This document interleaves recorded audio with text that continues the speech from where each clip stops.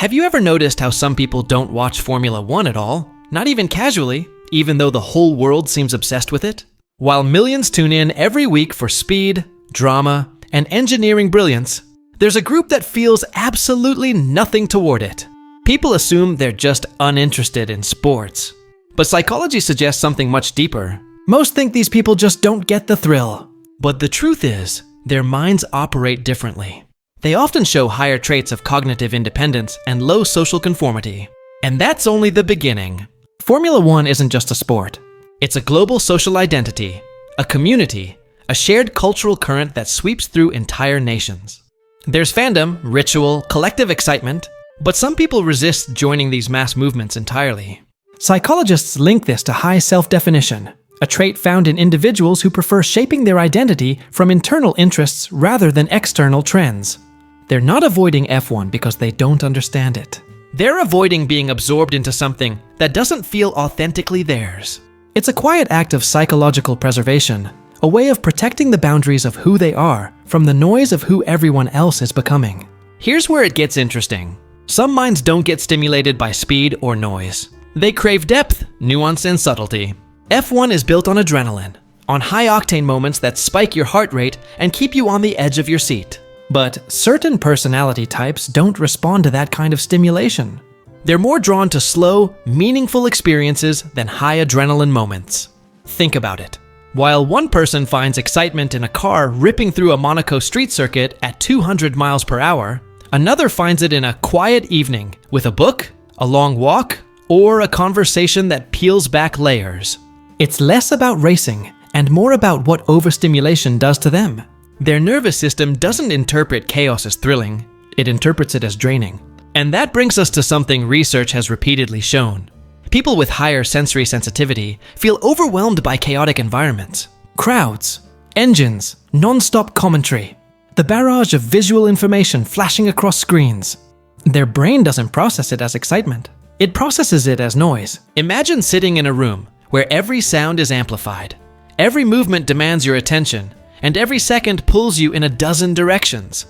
For some, that's exhilarating. For others, it's exhausting. This isn't about preference, it's about wiring. But this avoidance actually reveals something even more interesting. People who don't watch F1 often have an internal locus of entertainment. Their stimulation comes from thinking, creating, observing. They don't need external thrill to feel alive. While others chase spike emotions, the highs and lows that come from watching someone win or lose in real time, these individuals find comfort in emotional neutrality. They're not bored, they're content. There's a difference. Boredom is the absence of engagement. Contentment is the presence of internal fulfillment. They've built a world inside themselves that doesn't require constant input from the outside. And in a culture that equates entertainment with consumption, that's almost radical. Then there's the competitive element. F1 represents extreme competition, speed, ranking, constant performance. Every race is about who's faster, who's better, who's on top. Some people dislike environments centered around comparison and winners versus losers. It's not that they can't handle competition, it's that they don't find meaning in it.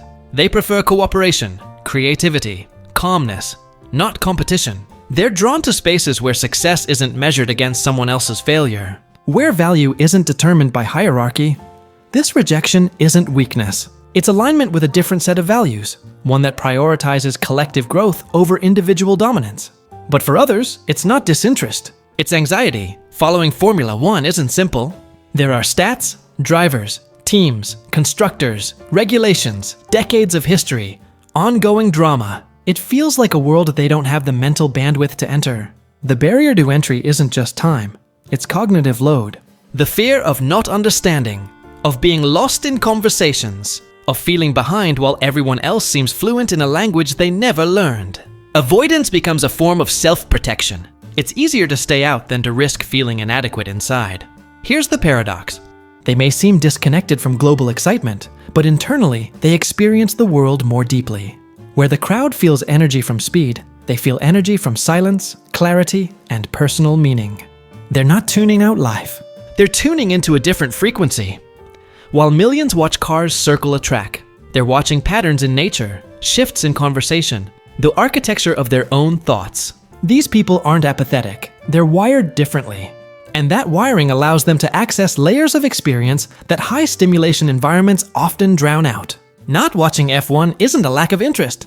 It's a reflection of how certain minds navigate stimulation, identity, and meaning. It's about knowing what feeds you and what depletes you. It's about choosing alignment over conformity. It's not indifference, it's alignment. Tell me your story in the comments. And if this explains something about you, hit like and subscribe. We explore the psychology behind the choices people don't even realize they're making.